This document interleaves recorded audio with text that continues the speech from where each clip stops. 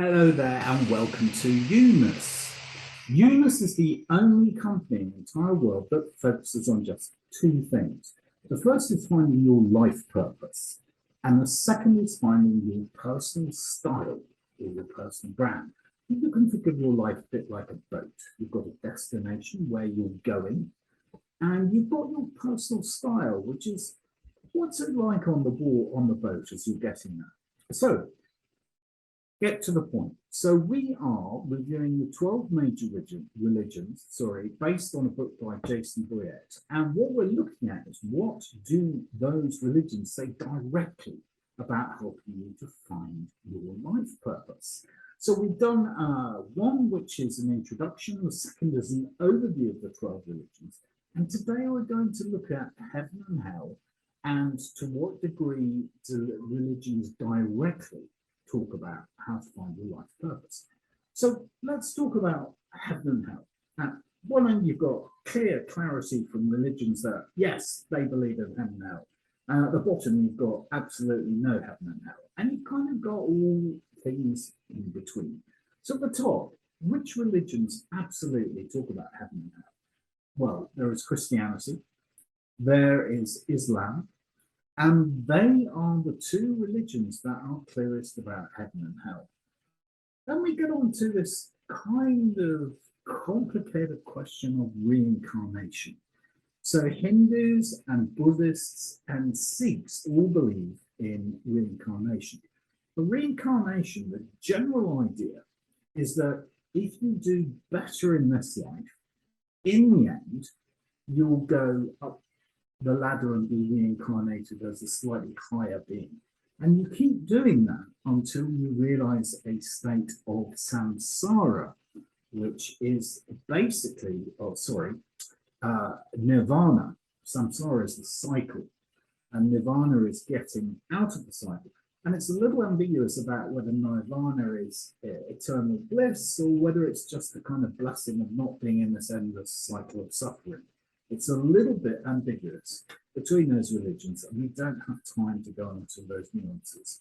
So the next level is unity with God, kind of where you disappear into this kind of light or universal force or God or whatever. Effectively, you blend back to the essence and the source. And the fastest growing religion in the world is the Baha'i faith. And the Baha'i faith believes that you essentially merge back into being with God.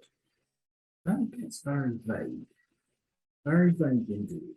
So Jainists, Zoroastrianism, and even Judaism, or the Jewish faith, are quite vague about what happens after death.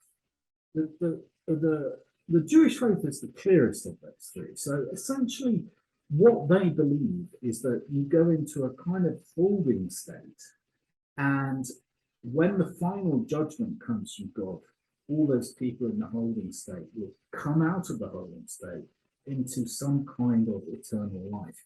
However, it is quite ambiguous.